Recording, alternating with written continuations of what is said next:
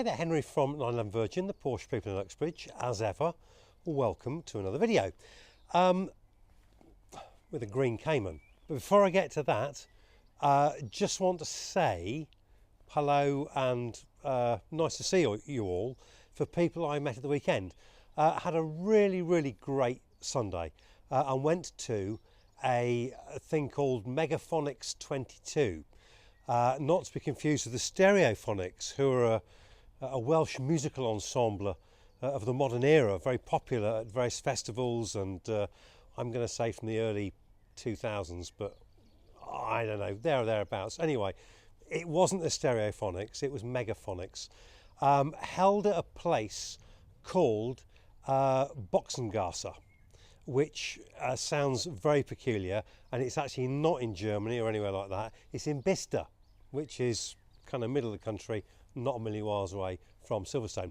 I didn't actually know anything about Megaphonics or Boxengasse, and so it's a bit of a, I kind of read about this thing, thought I'll go and see what it's like. It was fantastic. So Boxengasse, which means, I've discovered, pit lane in German, that's why they've called it that, is a Porsche centric space. It's a 100-acre estate, big lake, and then there's some outbuildings which have been converted to Porsche related businesses or things.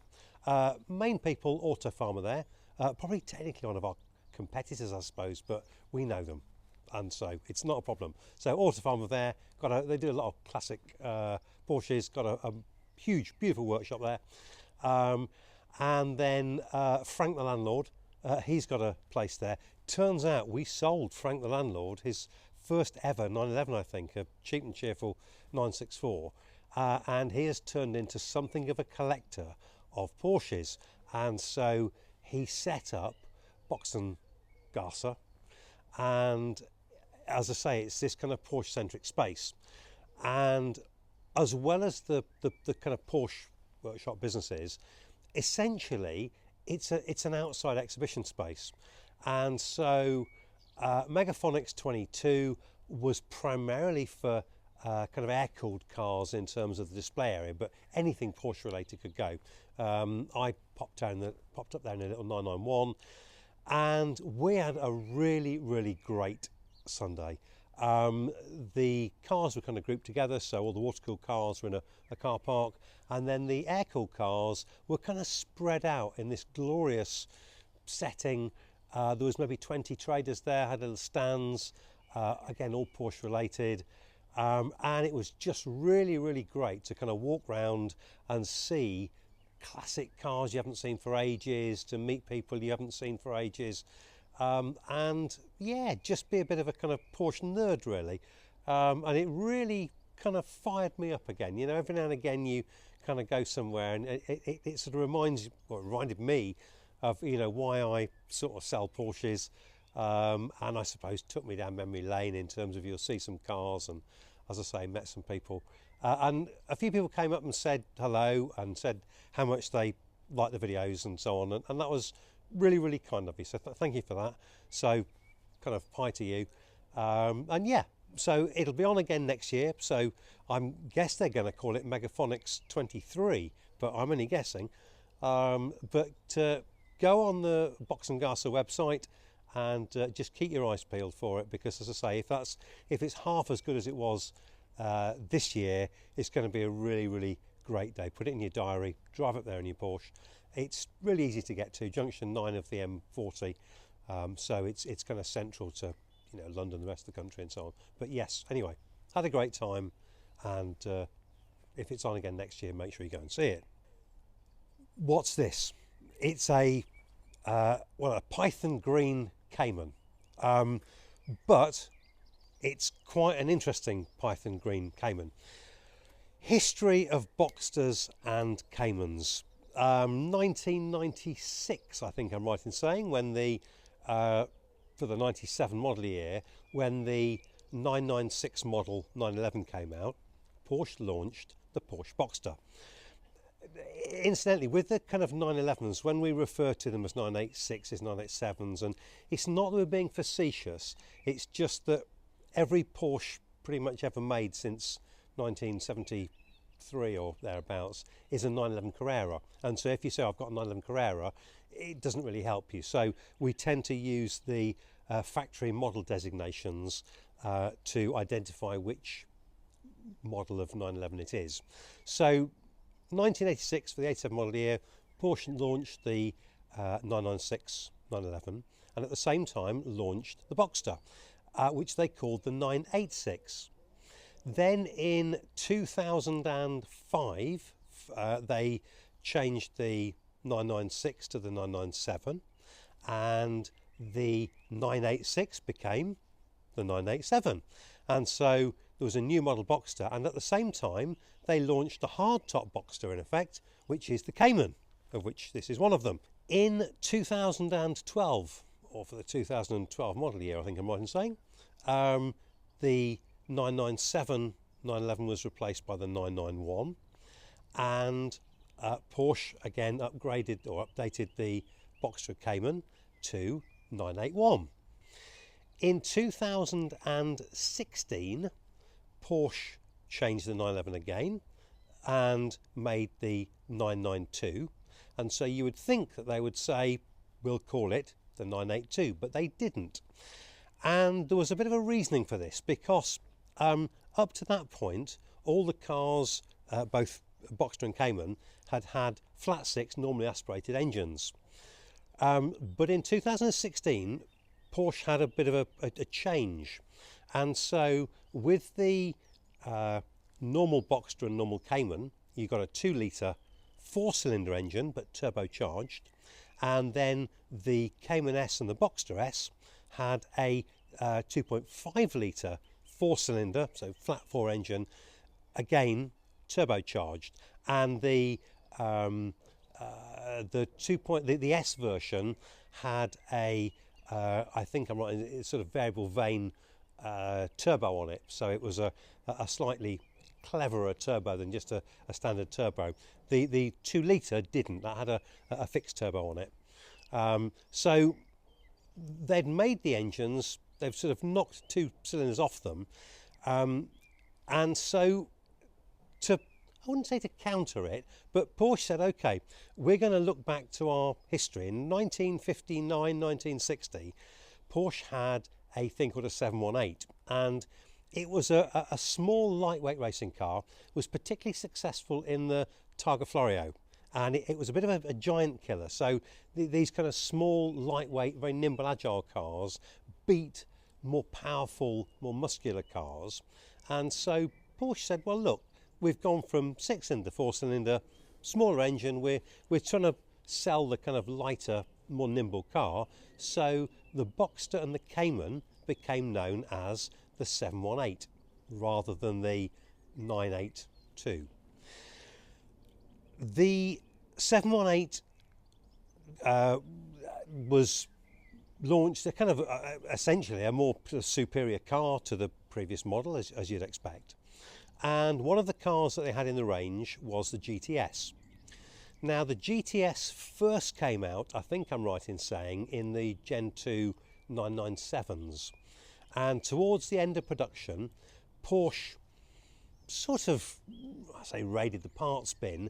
They put together a model which got you quite a lot of options, packaged them together. It got you the engine power upgrade, and various other things, and it was quite a good value for money package because it was cheaper than putting all these bits on. And they had produced a 718 GTS, and again 2.5 litre turbocharged, produced, I think I'm right in saying, about 365 horsepower, something like that, so pretty capable car. And for the 2020 model year, Porsche sort of pulled a bit of a shocker out, and they said, okay, we're going to make the GTS, instead of a 2.5 4-cylinder turbocharged engine, it's going to have a 4 litre 6-cylinder normally aspirated engine in it. Why they did that, I don't know. The Taycan was out at that point, so I don't know. Maybe they had kind of credit in terms of number of cars they can produce and their emissions, and whatever the decision was, it was a really kind of interesting car, because you have to remember that a lot of the what you might call desirable Porsches you can't actually buy. So the kind of Cayman sort of desirable car, or the top of the range with the Cayman, was a GT4, or has been a GT4. But they're cars that if you go into Porsche as a normal human being and say, hello, can I have a GT4? They kind of laugh at you and say, no. They're not limited numbered cars. So some of the cars they say will only produce 1,000, 1,200, whatever. They weren't limited number, but they were only going to produce them and up to a certain point. And internally, they chose not to make that many GT4s, and so the likes of you and me would never get one. The GTS, again, was theoretically a car you could kind of buy to order off the shelf, and was a bit easier to get hold of. And so to have the engine change, the 4-litre engine option in this, was a really interesting, you know, for the common man like you and me, it was an interesting option to have.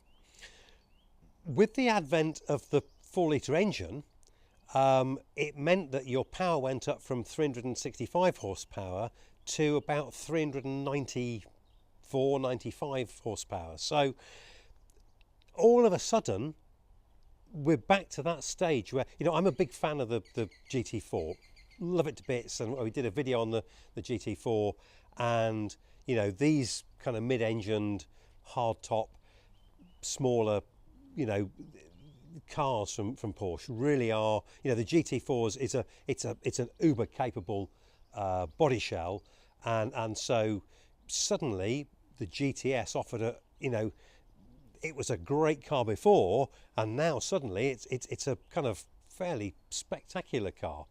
One of the nice things with the 718 is you got things like the PCM, the sat-nav entertainment system, would do Apple Play and things like that. So, you know, it's kind of popular for the kind of bits and pieces that you get and you kind of expect in modern cars, really. But, you know, this 4-litre, quite a rare car. There's not loads and loads of them out there, and hence doing a little video on it.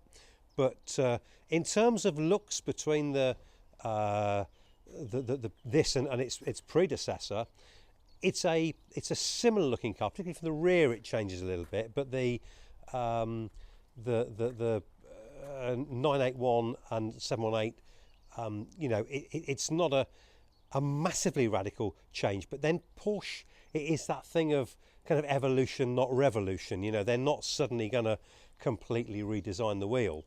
But yeah, I mean, it's a really, really interesting car to drive. It's not quite as harsh and as sort of firm on the road as a GT4, and so you don't kind of grow horns, and it doesn't make you drive like a hooligan. But if you press on a little bit, it really, really responds well as a car. You know, you can put it through some quiet country roads and sort of push through a little bit. Lovely weight transfer, but if the surface isn't fantastic, and again, I've raised the point a few times in the videos that here in Buckinghamshire, our roads are appalling. So, you know, really, really harsh suspension cars aren't necessarily designed for Buckinghamshire. But the GTS is slightly more compliant than a GT4. So, in that respect, quite a nice thing.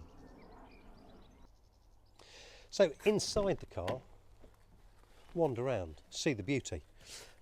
You've got a few bits and pieces in here. You've got a GTS interior pack, which gives you that kind of sporty feel. You've got the Alcantara on here, some Alcantara on the door shut, steering wheel, gear knob. It's also, all the GTSs came with the Sport Chrono pack, which means that you have a little wheel on here so you can select whether you want normal mode, sport or sport plus. They call this, I believe, the Manito wheel, or should I say in Italian, Manito, because I think in Italy that's what the Ferrari call it. So it's been adopted by Porsche people as well. But it's a little selector wheel to me, but Manito apparently. You have Apple CarPlay on the infotainment system, and it's a functional space. I mean, it's interesting to you kind of compare it with the Ferrari, and although you have the selector on here, you look at a Ferrari interior and it's almost like a Formula One steering wheel, to the point where, you know, an old bloke like me, I kind of look at the Ferraris and I'm a bit baffled as to what all the knobs and switches and everything do. It's a simple layout. It's very intuitive to use, but yeah, it's you know, it's a really nice space to be in. As I say, very focused. This has got adjustable seats and so on, so it's actually, you know, it kind of fit you like a glove. But it's a very purposeful, and you feel the dimensions of the car. It's just a little bit smaller than a 911, and it just feels that sort of, you can place it really, really nicely. So being a Cayman, it has a hatch on the back, and so it gives you a bit of a sort of additional storage facility. There's a kind of quite a big difference between a 911 and a Boxer Cayman. The 911, its big thing is it has got rear seats. It's a 2+2, and so if you need kind of planning permission off the other half to buy a sports car, but you have to be able to take the kids out at some point, theoretically, a 911 will allow you to do that up to the age of, I don't know, let's say 11 years old. You can cram them in the back.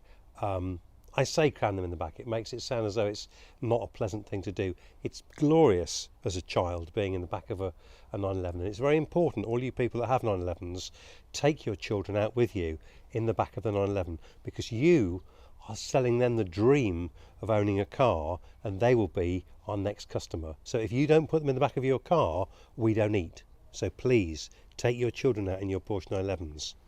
Okay.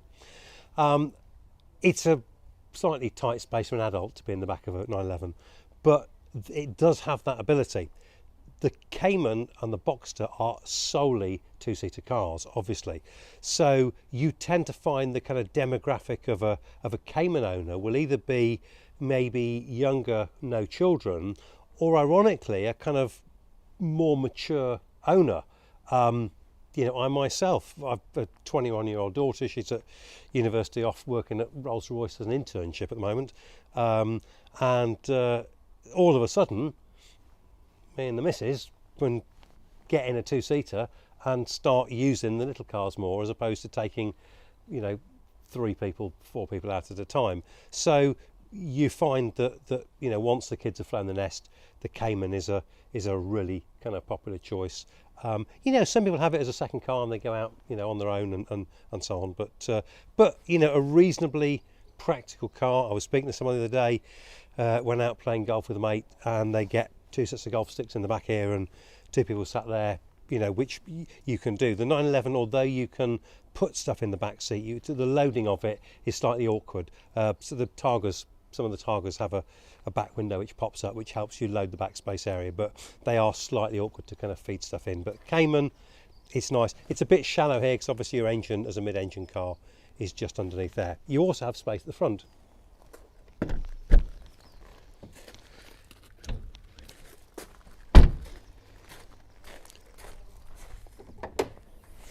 So you've also got storage in there. I heard someone referring to it as a frunk the other day, which I thought, why on earth would you call it a frunk? But of course, our American friends, our cousins, call the boot area the trunk, and so it's a front trunk, and so it would be a frunk, whereas really it's a front boot, so it should be a fruit. So I don't know, the fruit or the frunk, or just the front storage area. Nice deep storage area. You get shopping bags and bits and pieces in there, so you know, you can go travelling. The other nice thing about that is that's a nice, safe, lockable space if you're travelling away obviously in the back it's on view a little bit. The rear section is covered away from view, but so yeah, it's quite a practical car to live with. So wanted to make a video on it. As I say, the 4 litre GTS is it's quite a sought after car, and it's not something we get all the time. So you know, wanted to kind of make a video. It's basically kind of how we work really here. You'll get a car and think, oh, that's an interesting one, I'll make a video of it, and as long as time permits, we do so. As always at this point, you know, if you do have any cars you're wanting to sell, any really lovely Porsches, please do get in touch. This is one we own outright, but we'll do stuff on sale or return, and use our platform and marketing and so on. And the fact that we stand to the cars regardless of whether they're our cars or sale or return afterwards to kind of guarantee them, it helps the cars achieve proper retail prices and so on. But yeah, really interesting car, 718. It's a a more modern car in the Porsche lineup, and I think it's interesting when you look at the Cayman to see sort of how Porsche are keeping the kind of DNA of that particular era in Cayman, in Boxster, in 911, in Taycan. They're all different. I always think it's very hard for a designer. If you suddenly get to design a new Porsche, you have a sort of a massive army of lovers of the brand who have an idea of you can't change anything, and so you have to kind of change them to make them fresh, to make them modern, without massively redesigning the wheel. And wheels, they're a very fresh looking wheel, and it's always weird with wheels in particular on cars. You can't just kind of put a set of Carlos Fandango wheels on a Porsche. It just looks really, really silly. Almost, if a wheel has ever been designed, once they've been on a Porsche, you can nearly put them on any Porsche. So the Fuchs style wheel, that Fuchs design carries through from the 1960s through to current day. But if you put something that's almost not been on a Porsche before, it's very difficult. And in this instance, it's going to a sort of trying to push things to a little crisper, more modern kind of feel. But yes, as ever, thanks for watching. As you see, the sun is now shining, so if you've got your cars, make sure they come out of the garage and get some use. If you've got little projects, get them sorted. Every time I speak to someone on the video channel, they keep talking to me about the 964 RS. I have got to do 2 more updates. They're very nearly pending, and we're hoping to get that back on the road certainly this summer. So keep your eyes peeled for that. There'll be some more info. And the Megaphonics 22 event that I went to up in Bicester, that really kind of fired me up to get things like the 964 done, because it was a really, really great event. Seeing the cars, they all drove there, they drove back, they were alive, they were being used, and for me, this is what's great about the Porsche brand. You can, yes, they look lovely, but it's the drive of them, and they're great fun to use. And so when the weather's like this, get out there, have some fun, and enjoy yourselves.